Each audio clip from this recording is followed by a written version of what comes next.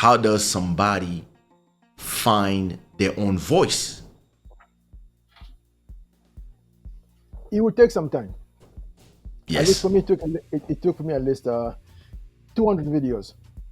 Because of course, yes, because of course I'm trying to actually see what everybody is doing, trying to actually learn from everybody, and trying to copy people, and eventually you say to yourself, you know what, forget about it. I have my own unique voice and my own unique perspective. I'm going to use it. If it works, fine. If it doesn't work, forget about it. But I just have to be unique. But it takes some time to actually find your own voice, and to find your own rhythm. And the only way to actually also be able to show up every single day. Personally, I take this as a very serious job. My day Yeah. starts at 4 o'clock every single day.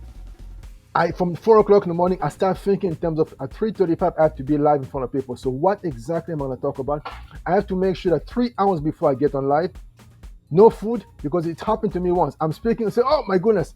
That's now I understand why musicians don't eat before they speak, because so you have to prepare yourself to the point where 3 hours before the show, you are basically on production. I said to myself, there's a group of people waiting for me somewhere. I have to make sure I present my very best. And it doesn't matter if only one person shows up. You don't know who's going to watch your videos 10 years from now and say, oh my goodness, this was the first video I saw of this guy. So you have to bring 100%. Have you ever peeked at how many people were watching and it kind of disconcentrated you, like because there was like nobody or two Yes. or two people? Yes. And how did you kept on going? Yeah, because I have this saying to myself. I kept saying to myself, even long before I started speaking people, I say, I am the kind of guy, you can give me a microphone, you say to me, you're going to go to Madison Square Garden, you're going to speak, but it will be completely empty. I will do it. Why? Because I say to myself, the more you do something and you go through places where nobody's paying attention to you, the better you're actually getting as far as your craft is concerned. As a matter of fact, I love it when I speak and nobody is there, because I say to myself, oh, so how can I actually stay motivated when nobody's watching? Because this is live. I'm being recorded. I'm live. I can't be saying, oh, there's nobody here. So I have to bring my 100%. I And just I one kind of quick story I want to say. go ahead. And Joel knows the story. One of the reasons why I love Bob Marley so much is that when he was coming up in the 1960s, they were training them. The guy was grooming them, said to them, you know what? You guys, you are not going to be performed live in front of anybody until you've actually gone to perform late at night in the cemetery. People say, yeah, but this is crazy. How do you have to go perform in the cemetery? He said, until you get to a place where you can face your worst fears, you are never going to be able to actually perform before the biggest crowd. And the worst thing for me is to actually come and speak to people and nobody's there. You know, I remember the first time I performed after the release of my first album. Every show had 500 to 1,000 people. Every club was sold out everywhere I would go. Wow. And I remember the first time we arrived somewhere and the place was, I think they took a place for 1,000 people. And it was actually 35 people. Whoa. And I said to myself, it's over. Is it over? Ça y est, déjà? Damn, it's been 6 months. Like, and I look at my manager and I was like, what do we do? And she said, you do what you do. Absolutely. Go entertain them. Yes. And I was like, but there's nobody. And she told me, no, there's 35 people. And so they say, and now, so everybody performed and everybody did a horrible performance. And the worst part, it was not just me. No, it was me. It was just me. And a lot of artists that I saw when they are in this situation, not only they don't do their full show, they do half of the show. Decent. Because they don't want to be here.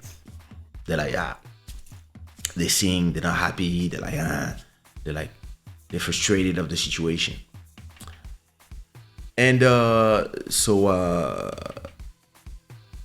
ask her, so we do the full show, and she tells me, have we been paid the full cachet? I was like, yeah. We're like, so we do the full show? So I arrive on stage, and when I arrive, you know, the most daunting thing about a place that is the size to contain 1,000 people, and there's only 35 people, is that if those 35 people just scatter around the place, it feels like there's nobody. Absolutely. So I arrive, they say, hi, Kaysha, you here? Ah! So I arrive, and I don't do the first song. I sit down on the edge of the stage. And I tell a girl that is near, that is super happy. There was like 5 of them, super happy. Ah, Kaysha. I was like, you, yeah, come here, come sit with me. What, really? I tell security, yeah, help her get up. So she comes, she sit with me. So what's your name? Oh, I'm Cindy. Oh, all right, nice meeting you. Can I call you darling? Yeah. Okay, what about you? You want to sit here? Yeah. Now everybody else is starting to come. She sit near me. What's your name? Gwendoline. Gwendoline. Je peux t'appeler chérie? All right. I take another one. She sit here. I take another one. She sit there. I took all 35 people and I sat them on both sides of both my sides. And I'm like, okay, today I'm singing just for you guys. And actually, it's amazing. I'm singing for you guys, just for you guys. We are between each other. It's like a family. So listen, what do you want me to sing? What are we singing? And the first said, I want to hear Fiona. DJ, put Fiona. We played Fiona. After Fiona, what you want to hear? I want to hear Love de Toi. Let's go Love de Toi. What about you? I want to hear On dit quoi. Okay, we keep it for the end. And instead of singing like 6 songs, I actually sang like 12 or 13 songs. And the promoter said that it was the best show that, and all these girls said that, this is the best, that it was crazy. And actually people praised me for doing a bespoke show for those 35 people instead of not doing anything or whatever. And I actually realized that I had way more fun because it was more personal. And after that, every time I arrived to a place where the crowd was hard or there was not a lot of people, what was exciting was the challenge. How am I creating something?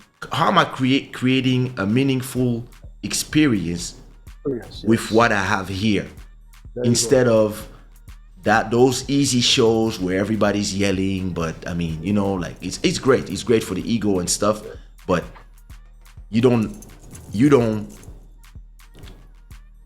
Once you've done like 100 of them, yeah, it's great to do them, that you get paid and stuff, but there's no challenge. And sometimes, you know, when I do Club Shada, I know that usually there's around 300 to 400 people total.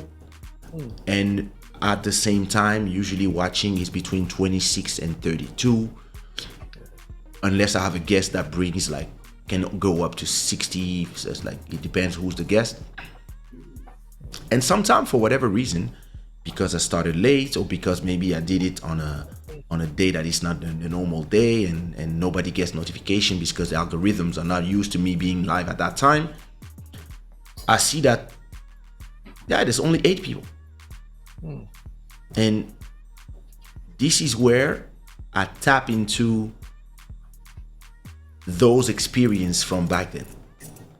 I'm like, okay, how do I make these moments like different? And it's funny because when you start dominating that, you realize that most of the time when you start having fun and when actually the show is actually great, the people start arriving in the end. When you're done, all of a sudden everybody says, oh, you were live, I didn't know. You know, it's funny. It's funny. But Always. sometimes if I only have like 2 or 3 people, or maybe sometimes you have 8 people or 10 people, but there's only 2 or 3 chatting, this is why sometimes you will see me saying like, oh, it's just you and me. It's just us. It's great. We're gonna have a show, just us. We're gonna have a conversation just together. And Yeah. but because I remember like 5 years ago, before going live, like and doing this like full time, like we're doing it now, it was so awkward for me to be in front of a camera. And I have my show called Inspire, and Inspire, like whenever I would edit it, it was super edited because there was a lot of like I was trying to not be me and sound maybe too polished, and it was pre-recorded, but I don't know, there was something. And the lives, maybe the fact that it's live and people are watching you, it just gave me I don't know, a different sense energy. yeah, and if it feels different. And now even when I pre-record, because I know that people are gonna watch it, yeah, I don't have this feeling of it's strange, like it's so strange, you know. And it's hard to you know, some of us, like, even if we nobody understands, some of us we're shy.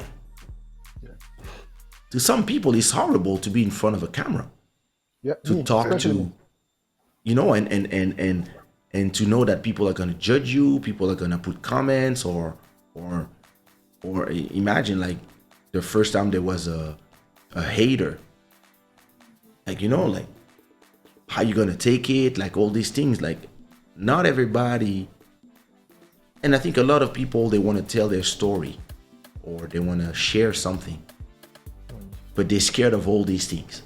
What if there's nobody? What if this, like, they, you know, and this is the problem of social media, is we put so much emphasis on comments, likes, and views, Yes. when I think what matters is the content. Absolutely. If your video has 10 views, what matters is those 10 people, did they enjoy it? Like, did they go back from it happy? And you know, like, look at my song Something Going On. It's a song that was released in 2004, 2005. Right. And because of TikTok, it explodes now. It's like, this is my #1 song now. This song has 14, 16 15 years years of 16 years later. This song is blowing up in a way, and me, all of a sudden I'm receiving calls. People are calling me to put me out of retirement. Hey, can you come perform here? Can you come perform there? I'm like, what? No, I have my show. and this is crazy, because you would never think that the things you did 15 years ago would generate what they generate to a completely, maybe one generation later. And when you are creating all this content, if you have a channel with 1,000 videos, you might one day arrive like where I am with my YouTube channel. My YouTube channel pays 3 months of rent by itself, just from 5,000 videos. And I don't really know what is, all I know is every time I go inside, I have like 20, 30, 40 new comments every day on music video, Club Shada clips, this, that, vlogs, like, and sometimes somebody says the best thing to me, the things I love the most. They say, oh my God, I just discovered you. I love it. Like, Yeah. And I'm like, enjoy. Like, I'm like, listen, you have years of content to watch. Years. You have like all my evolution through the years, and you can just, it's all there for you. So what you guys are doing is significant, because everybody that is a small channel will sometimes they give up quick, because they don't see because they believe success is, I have 1,000 views per video or whatever, and Right. they only see like, oh, I only have 30 views. But I tell them, yeah, but how many views you had a year ago? Well, I had 5. Okay, from 5 to 30 is called evolution. So now you're gonna go Right. from 30 to 60, then from 60 to 300, and one day one video will change everything. You will put Exactly. one video at the right time, the algorithm will do something, and the subject will be significant, and all of a sudden everybody will be like, oh, I love his steak, and then he goes. You know, when I started Club Shada, everybody was telling me, oh, what are you doing? Oh, he's talking. Are you gonna sing? You're not singing. Why are you not singing? Hey, I came here to listen to you sing, blah blah blah blah blah. And Oh, really? yeah, some people in the chat were like, oh, hey, because everybody on Instagram, because it was the quarantine, everybody on Instagram was singing. And me, I said, I'm not singing for free. So I'm gonna talk. I'm gonna talk about things. I'm gonna comment whatever. We're gonna just spend time together, etc. And in the beginning, I was like, oh. But then the more we went, now I have artists, politicians. I got people that have things to say. They say, hey, I want to come to your platform. Or sometimes I talk to somebody about something, and I say, yeah, I talk about this in my show. I don't know if you, and they're like, of course I know your show. I watch your show. Yeah, you said this. And I'm like, what? You watch my show? I never saw you in the comments. Oh no, I don't comment, but I watch. And I watch like the small snippets you put on Instagram. I watch this. I was like, finally, like, you do these things and it takes time. And then the more you do, you don't realize that people are watching and people are taking notes, and slowly things happen.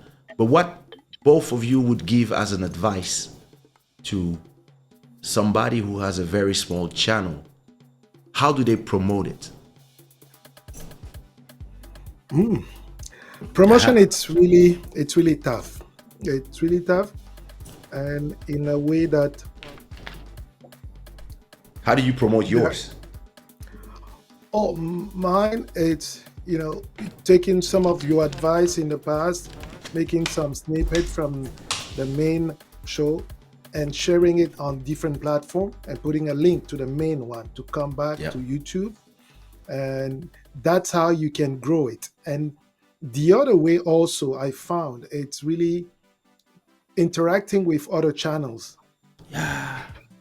Interacting with other channels, because that's how you discover them. And because I went to a mountain of inspiration, I was able to discover other people that Yeah. I follow now. And some Actually, of those people, they came to I just to did it. comment on I met. I discovered the Omoregi channel. I think. Omorege Chagan. Omoregi channel, and I left a comment. I left a comment on their channel Oh, really? yesterday. Yeah. I went there. I was watching one content, and I watched a little bit of it, and then left a comment, and I said, hey. Yeah, and the other thing too that I learned listening to other YouTubers and more experience, and I also got that as a feedback from one guy who was doing like random review. It was the thumbnails. It says, it was an advice to me. Say, you are still growing. Don't make your thumbnails all look alike. Try to be unique with your thumbnails, because why? When people come to your channel, they don't know you yet. So if you put the same template for every thumbnail, some of them may think you're talking about the same thing. But when you have Interesting. different templates, different thumbnails, then they will be interested and different depending on the colors and all that. For someone who is established, they can afford to have templates for their thumbnails because people know them. I keep changing my thumbnails. I'm never happy about them, so I keep. Exactly. So what about you, Dimi? What are your recipes for? What have you learned from your great reset? Now, for me, two things. First of all, it's history, right? In the 1970s, this guy that we call today Bob Marley. In the 1970s, eventually they went to England to actually look for a promoter, and they found eventually found this promoter named Blackwell, Mr. Blackwell. When Blackwell actually agreed to sponsor them, he paid them money and said, "Go back to Jamaica, make music, and bring me back the music that you're supposed to bring." They brought the music, and he says, "Now that I have the music, I know that exactly what you sound. Now we have to get on the road to promote you." He said, "We have to go to crazy places to perform music." Just to let you know, we're going to bars that actually attended by people that look completely different, people never seen before. But you have to be prepared to go there. Two things happen. Peter Tosh and Bunny Wallace said to Bob Marley, "You know what? We are too big. We are too righteous for this. I mean, Jamaica, we are big. Why would you be going performing in front of empty places, talking to crazy people? They look weird. That's not for us." So they walked away. Bob Marley said, "You know what? If that's the price to pay to actually get to the top, I'll pay the price. You tell me where I have to perform, I will go perform." He was the only one who stayed with the group and went and performed everywhere, even empty bars. Just he goes, nobody's there. They don't know his music. But you know what? Because he paid the price, his name means so much now, more than Peter Tosh or Benny West. Because why? He paid the price to actually be seen. That's number one. That just comes to history. And personally, I simply say that whatever we're doing right now, we're just doing what Bob Marley did. He was humble enough to say, "You know what? I'll go perform anywhere." If you just want to start from the very top, you know what? Yeah, that's just a lie. That's not success. You have to start from the very bottom, pay your price. And what I do practically on a daily basis is I make sure what's this guy? Gary V. You know Gary V, Yes. right? Yeah, of course. Yeah, Gary V gave a very beautiful comment, advice a few years ago. He says, the only way to actually get to success when it comes to social media is practice the 180 rule, which is basically every single day, go to 90 different channels, leave at least your 2 cents comments. 2 cents times 90 is 180. And personally, I say I do 360 every single day. I go as much as possible. I use 3 devices. I go watch people's video, leave footprints, say, "Great video, great this. And eventually, someone sees your comment or say, "Oh, who's this guy?" And slowly, they're coming. Come back to you if you're not back to you. There you go. Listen.